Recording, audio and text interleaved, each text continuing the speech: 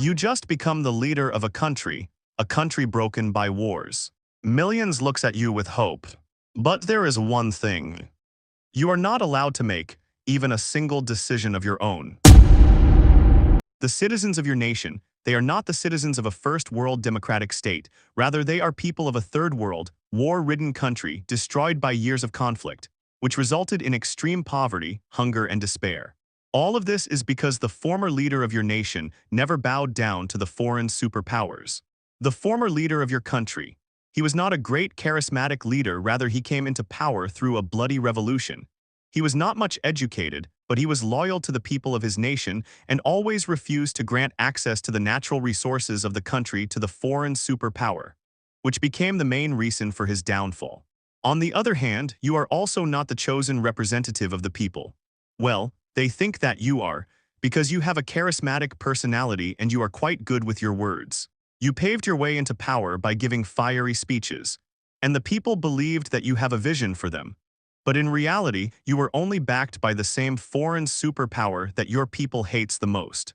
But in reality, your story begins when you were just a teenager. Your father was killed in an airstrike. One by one, all the members of your family was killed in different occasions, and with each loss your hate in your heart for the late leader of your country increased exponentially.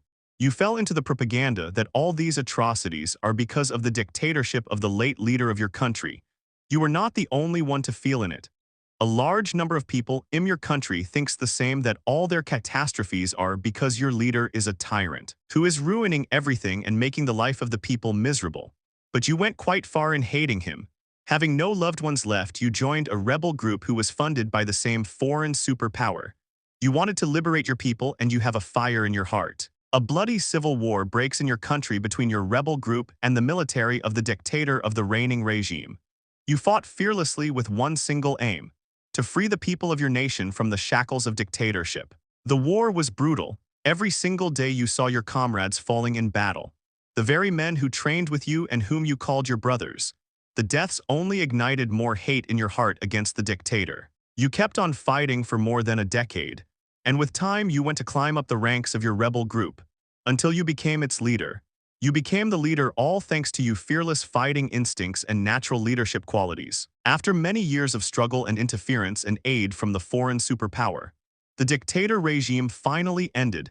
They only gave up when their leader, the dictator, died during an airstrike done by the foreign superpower. Being the leader of the rebel group and the face people recognize, and with the help of that same foreign superpower, you became the new president of the country. At first, everything seems normal. You created your cabinet, appointed the ministers of your choice. But soon the interference began. One day, the president of the foreign superpower personally contacted you, telling you which of the ministers you should fire at an instant. You have to listen, of course, because you are in power just because of that same guy. But then the demands keep getting worse and worse and worse. You were forced to sign a deal to sell cheap oil to that superpower. And being the man under the influence of that superpower, you had no choice but to accept. The foreign superpower kept on exploiting your people. And one night you realized what you have become. The leader you despised your whole life was the only one who stood against the atrocious plans of the foreign superpower. And the rebel group was only funded to get rid of him so that the superpower can exploit your people. You realized you have become the worst leader, who is only serving the superpower without caring for your own citizens. One day you decided to break the chains. You refused to listen to the president of the foreign superpower and decided to make a plan with your most trusted advisors to get rid of the foreign influence. One of your advisors put forth a plan to cancel the oil deal and sell the oil to a new buyer at a better rate. He also presented some new countries who might be interested to buy the oil at a better rate. While the plan was being formulated, you received the news one day. Your advisor who introduced the plan is dead. You felt your heart stopping in your chest. Sudden your phone buzzes and you receive a message on your personal number from an unknown foreign ID.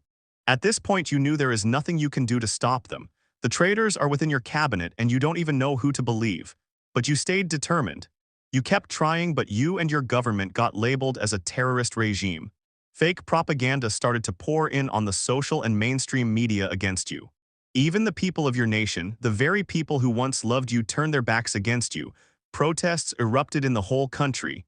You tried to stop them by trying to show the truth, but the foreign propaganda blinded everyone.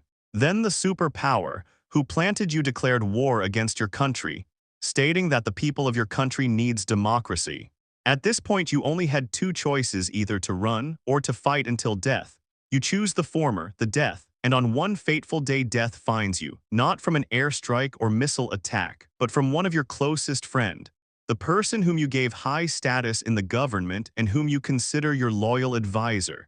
He betrayed you after being bribed by the foreign superpower. The foreign superpower and the world celebrated your death as a victory. The controlled media outlets broadcasted that the world got rid of a tyrant today and ended a terrorist regime. The traitor got decorated with various valor awards for betraying you. Soon a new puppet leader got planted by the foreign superpower to run the country according to their will, and the cycle continued.